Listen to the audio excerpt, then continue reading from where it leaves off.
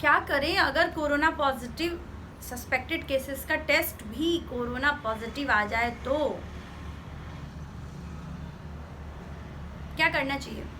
आप ही बताइए। डर जाना चाहिए? बाकी लोगों को क्या करना चाहिए? नहीं, डरना नहीं है। नमस्ते, आप सुन रहे हैं डॉक्टर शिखा डी आनंद को। तो आज मैं बताऊंगी कि अगर कोरोना टेस्ट आपने कराया है तो पॉजिटिव आ गया या फिर आपको वैसे सिम्टम्स आ रहे हैं जो मैंने पिछले वीडियो में बताए थे, उसमें से कोई भी सिम्टम्स आ रहे हैं, आपको लग रहा है कि आप कोरोना पॉजिटिव हो सकते हैं, तो क्या करना चाहिए? इसके लिए जो गाइडलाइंस हैं वो ये कहती है कि सबसे पहले हम डिवाइड करेंगे माइल्ड, मॉडरेट और सीवियर।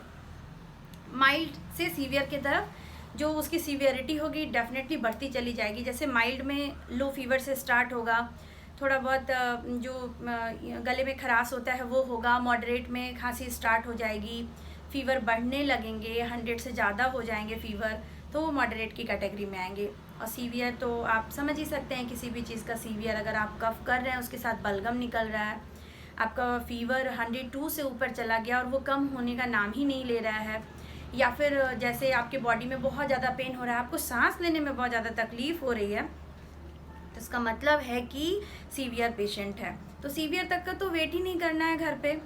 उसके लिए तो आपको माइल्ड और मॉडरेट के लिए ही मैं जो बता रही हूँ बस वो बता रही हूँ। सीवियर तो कुछ है भी नहीं, उसको तो आपको एडमिट होना ही पड़ेगा। लेकिन माइल्ड के लिए क्या है कि अगर आपको थोड़े बहुत सिम्टम्स हैं तो सबसे पहले आप क्या करें और आपके घर वाले क्या करें। दो कैटेगरी है यहाँ पे, आपको क्या करना है और आपके घर वालों को क्या करना है। तो अगर सबसे पहले मैं बताती हूँ आपको क्या करना है। आपको लग रहा है कि आपको थोड़ा बहुत अंदर से फीवरिश फीलिंग आ रही है या खांसी हो रहा है हल्का फुल्का, तो आप सबसे पहले घर में आइसोलेट हो जाएं। आइसोलेट का मकसद क्या है? आइसोलेशन का मकसद है कि आप अपने स्प्रेड को किसी दूसरे फैमिली मेम्बर या फ्रेंड्स में नहीं बांट रहे हैं, तो आप आइसोलेट हो गए। दूसरा कि आप आइसोलेट हो गए तो क्या कोई प्रिस्क्राइब्ड मेडिसिन है, प्रिस्क्रिप्शन जो आपको लेने होंगे? तो ऐसा कोरोना के केस में अनफॉर्चुनेटली कोई डेडिकेटेड मेडिसिन नहीं है और ना ही कोई वैक्सीन है। वैक्सीन का भी मैंने वीडियो बनाया, आप ज़रूर चेक करें। और मैं एक बात बताती हूँ, जब तक किसी वीडियो को आप पूरी तरह से सुनेंगे नहीं तो आपको समझने में दिक्कत होगी। और ये जो थर्ड वीडियो है, आपको पहले फर्स्ट सुनना होगा, सेकंड सुनना होगा, थर्ड सुनना होगा, फिर इस सीरीज़ में आपको आगे बढ़ना होगा। ऐसा नहीं कि किसी भी वीडियो को बीच से उठाइए, कोई इंटरटेनमेंट तो है नहीं, ये सारे एक दूसरे से इंटरलिंक हैं। तो इसलिए मैं रिक्वेस्ट करती हूँ सबसे, आप वीडियो को ध्यान से और आराम से किसी भी टाइम में ज़रूर पूरी तरह से सुने। तो मैं बता रही थी कि आपको क्या करना है। तो आपको सबसे पहले आइसोलेट होना है। आइसोलेट होने के लिए आप एक कमरे में आ गए। आपने ऐसा कमरा चूज़ करना है जिसमें क्रॉस वेंटिलेशन हो, क्योंकि आपको पता है कि ये ड्रॉपलेट से निकलता है, हम खांसी करेंगे कफ में निकलेगा। तो जब क्रॉस वेंटिलेशन होगा, फ़ैन चलेगा, तो जो अंदर की हवाएं होंगी वो बाहर हो जाएंगी और जो बाहर की अच्छी हवा होगी वो अंदर आएगी। इसलिए कहते हैं कि एसी नहीं चलाना होता, क्योंकि एसी क्या करती है, क्लोज कॉम्पैक्ट कमरे के एयर को बार बार उसको लेती है, फिर उसको ठंडा करके उसी एयर को बार बार कमरे में सर्कुलेट करती है, जिसमें आपके ड्रॉपलेट्स अगर होंगे तो बार बार वो आप अपने ही ड्रॉपलेट से बार बार इन्फेक्टेड होते चले जाएंगे। तो इसलिए एसी नहीं चलाना है, जो कमरा होगा क्रॉस वेंटिलेटेड होगा। दूसरी बात, ज़्यादा से ज़्यादा कोशिश करना चाहिए कि उस कमरे से अटैच लेटरिन बाथरूम हो या फिर उसकी एक्सेसिबिलिटी ऐसे जगह पे हो जहाँ सिर्फ आपको यूज़ करना है। तो ये आपने क्या क्या करना है वो उसके बारे में मैं बता रही हूँ। और आपके जो कमरे में जो बेड होंगे उसकी बेडशीट, आप 2-3 सेट बेडशीट रख लें कि आपको हो सकता है 10 दिन रुकना पड़े, तो आप हर अल्टरनेट डे पे बेडशीट, पिलो कवर, टॉवेल ये सब आपको चेंज करना पड़ेगा। तो आप बाहर करेंगे तो फिर आपके पास ऑलरेडी होना चाहिए जिसको आप बिछा सकते हैं। आपके बर्तन, पानी पीने का ग्लास, जग, जिस प्लेट में आप खाते हैं वो सब अलग होना चाहिए। आपके बाथरूम का पूरा सेट, बकेट तक सब कुछ अलग होना चाहिए, जो आप सिर्फ और सिर्फ आप यूज़ करें। और खाने के बारे में भी मैंने वीडियो बताया है, क्या खाना है वो आपको पता है, वो आप वीडियो चेक करें और उसको जैसे खाने का इंस्ट्रक्शंस है वो आप वैसे ही खाएं और पैनिक होने की ज़रूरत नहीं है। अब सवाल है घर वाले क्या करें। घर वालों को करना है कि आपने अगर किसी को आइसोलेट कर दिया है तो आप ये मत समझिए कि वो कमरे में है, आप कमरे में आ जा सकते हैं या फिर आप दूर से उससे बात कर सकते हैं। आप बात नहीं कर सकते हैं दूर से। आपको जो घर का सबसे हेल्दी मेंबर है वो वॉलंटियर बनेगा, कोई ओल्ड एजेड पेशेंट या कोई बच्चा नहीं या प्रेग्नेंट लेडी नहीं। कौन से रिस्क फैक्टर हैं उसका भी मैंने वीडियो डाला है, आप प्लीज़ पहले का वीडियो देखेंगे तो आपको रिलेट करने में आसानी होगी।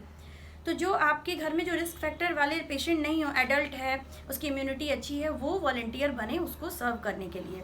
और आप उसको जो भी आप उसका प्रॉपर टाइम है, आप जैसे उसे खाना देते हैं या फिर उसके प्लेट लाते हैं, तो उसके बाद आप अपने हाथों को या तो ग्लव्स पहन के सर्व करें या फिर अपने हाथों को अच्छे से साबुन से 20 सेकंड तक आपको साबुन से अच्छे से उसको रब करके हाथ को वॉश करना है। साथ ही साथ जो आइसोलेटेड पेशेंट है वो भी अपना हाथ अच्छे से वॉश करते रहे। और आप भी सेकेंडरी आइसोलेशन में चले गए, जो वॉलंटियर है वो भी प्लीज़ सेकेंडरी आइसोलेशन में चले जाइए, आप भी ज़्यादा कॉन्टैक्ट में मत आइए। हो सकता है कि आप में किसी तरह के किसी इन्फेक्शन या कोई ड्रॉपलेट्स खाने के प्लेट से या कैसे भी करके आ सकता है, इसलिए आप भी कोशिश करिए कम से कम लोगों से कांटेक्ट बनाने का।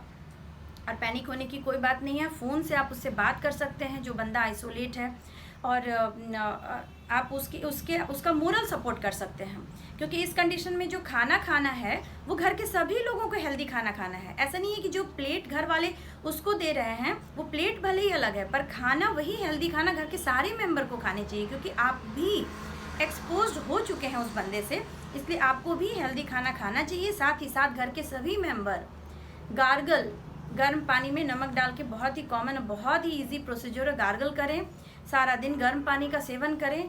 खान पान आप बिल्कुल भी वैसा रखें जैसा आइसोलेटेड पर्सन को दे रहे हैं, बीइंग अ फैमिली मेंबर। बस आपको आइसोलेट उसको कर देना है, आपको उसके खाने के साथ आइसोलेट नहीं करना है, ना ही आपको उसको मेंटली आइसोलेट करना है।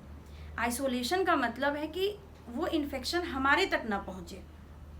तो आप देखेंगे कि इस तरह से, और जो आइसोलेटेड बंदे हैं प्लीज़, आप अगर आइसोलेट हैं तो आप अपना रूटीन, नॉर्मल रूटीन बहुत अच्छा फॉलो करें, क्योंकि सबसे ज़्यादा प्रॉब्लम, आप कोरोना से तो ठीक हो सकते हैं, चांसेस भी बहुत हैं, 80% लोग ठीक भी हो रहे हैं, लेकिन आप मेंटली आप एकदम स्ट्रांग बने रहें अपने आप के लिए।